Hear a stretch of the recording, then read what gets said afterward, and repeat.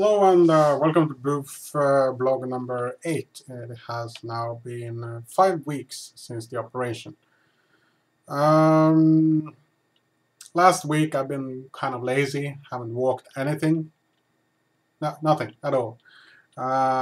Even though I had a pretty nice weight loss, down from 161.1 I think it was to 158.6. This week I actually got a viewer question, which is kind of nice. Then I have something to talk about. So I'll just get straight to that. Actually, it is from viewer question is from someone called Shrinking Susie Q, and she asks, "I know that the U.S. is much different than many other countries. I'm curious to what your vitamin and protein requirements are." Well, I'm taking a multivitamin pill, which is called Nycoplus. It has what the hospital recommended as a daily intake. I will put up the display. Let me see. Left and right. Display should be up here with everything that's in it. In addition to the multivitamin thing, I take something called Calcium Forte. It's actually a small pill which gives you extra calcium, because when you have a hard time getting all the calcium you need into the body, it's recommended that you have 1 to 2 of those per day. The multivitamin pill is not that big. I usually eat that with the normal meal. It's this big. And it should contain mostly of anything that I should need. So those are the 2 ones I take now. In addition to that, as I said before, I take something called Folic that's against wildstone. That's basically it. In addition to this, it is also recommended that we eat at least 60-gram proteins per day. When I was at the soup part of my food intake, I tried to mix the powder I bought in the soups, and it worked pretty okay, but I got tired of soups, and after that I haven't eaten the protein powder. But what I've done is that I've eaten egg, and usually when I have a meal I eat 2 to 3 eggs. And since I don't really react to either sugar or fat, I am perfectly able to drink milk, so I haven't been eating as many of these calcium pills. So I actually feel I have kind of a normal relationship to food right now. It's I tried to eat some hot dogs. That was actually difficult because I have to chew it so much that when you're done chewing it, the hot dog tastes really bad. Because normally when you eat a hot dog, it's just like nom nom, and you're done and you swallow, you know. So you don't really taste it. And if it's like with chocolate, if you actually sit down and let the chocolate melt on the tongue, and you just keep it in your mouth for 5 minutes, the same chocolate, and eventually it would taste like really, really, really, really bad. And it's a little bit the same thing with meat. So I was eating a hamburger I bought downstairs, and of course it tastes just like I remember in the first times I eat it, but it takes so long to chew it that when I'm done chewing it, it's not good anymore. So you just get tired of eating it. So I think I ate maybe half a hamburger because I just got sick of it. I used to drink a lot of Pepsi Max. That was sort of one of the things I liked. Problem with Pepsi Max or soda in general for me now is the bubbles. It's kind of difficult to drink it without actually removing the bubbles. I found that the best way to remove the bubbles is to fill a glass like this with ice cubes, and then have the Pepsi over it. It will sort of foam, and the bubbles will get out of it. And then it's okay, but it doesn't give me that kick anymore that I used to get, because in the old days I'm not afraid to say I drank 360 cans of Pepsi Max per month. That was my maximum consume. Normally, I could drink, this is a 1.5 liter bottle of Pepsi. I could drink 2 to 3 of these per day.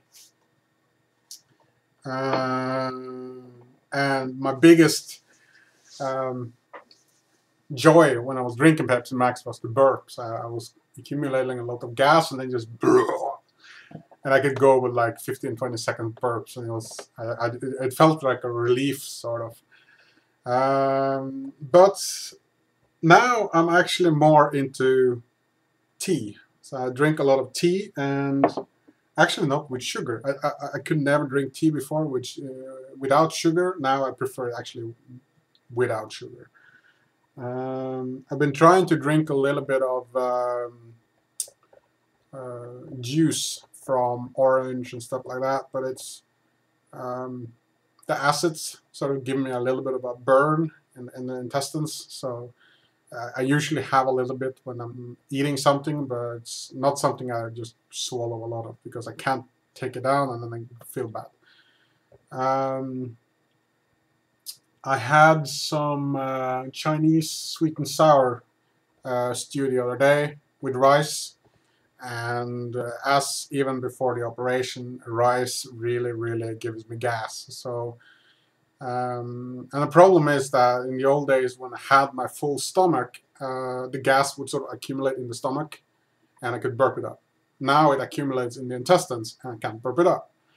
And the result is that the air sort of expands my thin intestines, and it's kind of painful in a way. So it was made me a little bit voluptuous before, but now I feel it's more painful to actually eat rice. I guess if you boil the rice really well, it's not that painful, because a bit of the problem is that rice expands when it's heated, and the 37.5 degrees Celsius in your body is actually enough to make it expand a little bit more in your digestive system. So if you eat 200 grams, it expands to nearly double that if it hasn't been boiled in comparison. I've had some lasagna. That goes okay. I have eaten fish sticks. It's also okay. If I eat fish sticks, the crisp that is around it is kind of a problem, so I can't fry it in butter, because then I feel kind of bad afterwards. I get really nauseous from it. But if I fry it without butter and just fry it on low heat, it's not a problem. I have been trying to eat like meat toppings and stuff like that, and it's been okay, but it requires a bit of chewing. So yeah, I've been eating as I said, I ate hot dogs which had a fine bread, and as long as I chewed it okay, it wasn't a problem. I was kind of afraid it would give me a constipation, but it didn't. So yeah, as I said, I had a pretty nice week when it came to the weight loss. I'm not sure how much I actually went down.